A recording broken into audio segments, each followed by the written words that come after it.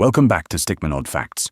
Today, we're off to the historic and slightly peculiar English county of Hampshire, home to wild pigs, warplanes, and the end of the world. Let's dive in. First up, Hampshire is home to a tiny hamlet called World's End. Yep, that's the actual name. Nestled near Denmead, this oddly named place sounds like something from a post-apocalyptic movie, but it's really just a quiet countryside spot where nothing much ends at all. The name dates back centuries, and no one's entirely sure why it was called that. But hey, if you've ever wanted to say, "I've been to the end of the world," now you can. Fact number 2.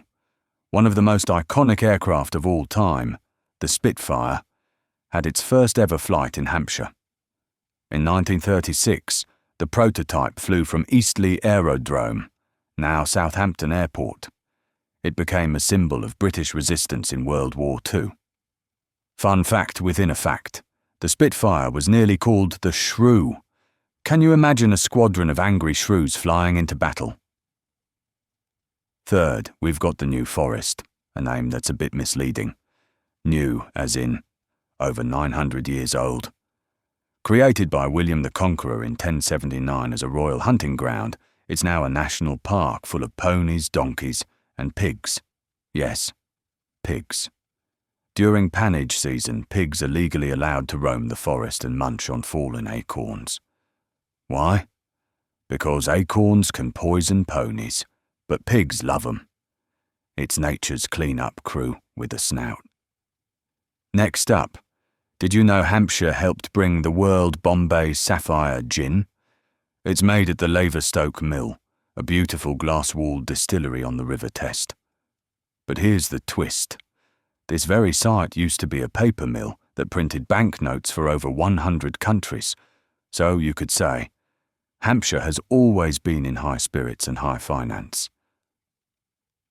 And finally, we head to Chawton, where one of the greatest authors of all time, Jane Austen, spent the last years of her life.